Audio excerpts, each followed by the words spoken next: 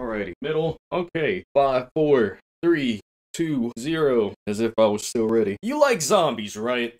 Of course you do. That's why you're watching. What if I told you that there's a zombie show on Netflix right now, and it's not The Walking Dead? All of Us Are Dead is very much a teen-centric Korean zombie survival story. And Jesus, that was a mouthful. It's dramatic, somewhat gory, and features a large cast of potty-mouthed characters. But my question is that enough to carry a 12-episode Netflix series? Let's talk about it, because I found the premise of this show to be pretty compelling, honestly. You see, the zombies, or rather, the infected that you find here, weren't just victims of some nameless unknown virus cooked up in a lab somewhere by some mad scientist like you typically find in this zombie genre. Instead, a bully teen's father, who happens to be the school's science teacher, created the serum in his lab and... Wait, this is actually starting to sound like a virus cooked up in some lab by a mad scientist.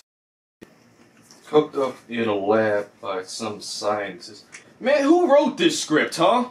You need to find whoever typed this up and... That guy, Dom.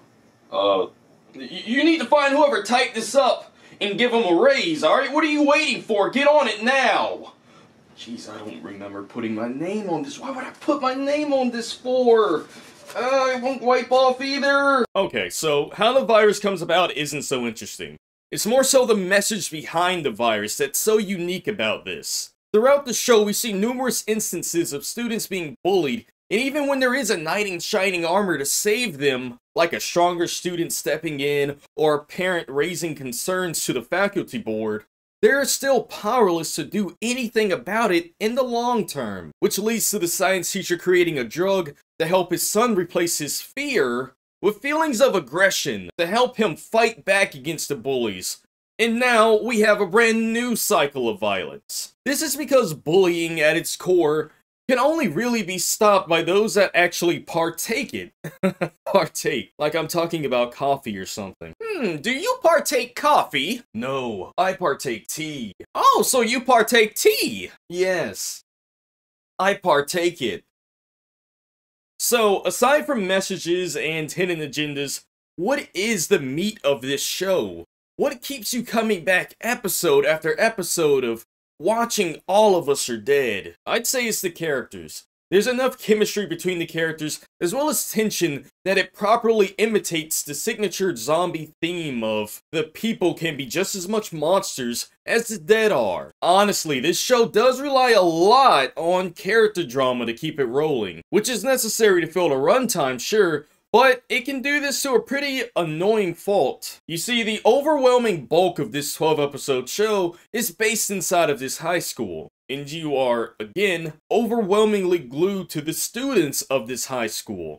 And it's, you guessed it, overwhelming. The high schoolers themselves aren't fundamentally bad characters. They have some interesting personalities and subplots dedicated to them. You've got the hopeless losers who you hope end up being together, a big-boned student who sings about fried foods, a nerd whose facial expressions are God's gift to the earth, and other notable personalities who will have you wanting to see more of them. See, for instance, walking Korean mullet here. But I can only spend so much time watching characters just talk in one room, episode after episode. And that seems to be the formula with the show, where it follows certain characters sitting in a safe room, usually for an entire episode, if not longer. Drama happens, and then they decide to change rooms, fighting past zombies to get there. And once they make it to the next safe room, they sit around some more, and some more drama happens. Thankfully, there are multiple groups of students located throughout the school. You even have some adults like politicians or law enforcement operating outside of the school grounds. So there is variety in the locations and perspectives that you get to see here. As far as action goes, it's definitely got that. Zombies are everywhere, and they are very, very hungry. Like I am, actually. 1 second. What the fuck was that?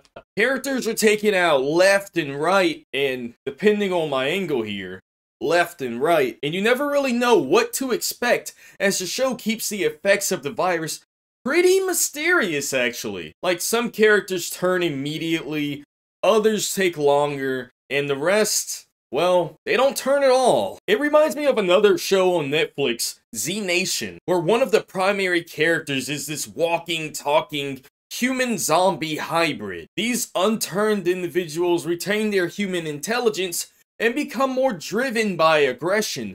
Most specifically, aggression towards those who wronged them in some way before they became infected. So the logic behind becoming a zombie is a bit more complex here, though I imagine that somewhere in the zombification process, they forgot how to chew, because these zombies literally only bite, and usually only one time. Oh, run, other me! I'll protect you from myself. Ah! Ow! You bit me! Where you going? This isn't tag, man. You don't just get to hit me one time and run away. You gotta finish it. Brain. I mean, sometimes these zombies come across more like vampires than anything else. You see that right there? Zombies don't do that. That's vampire activity you're witnessing here. But hey, overall, All of Us Are Dead can be fairly enjoyable as long as you're willing to temper your expectations of it being this adrenaline-fueled, non-stop action roller coaster ride. Because it's not that. It takes its time. It's slow. It lets its characters breathe. And usually, the payoffs are worth it at the end. This is that guy. And I'm still hungry. No, I won't share.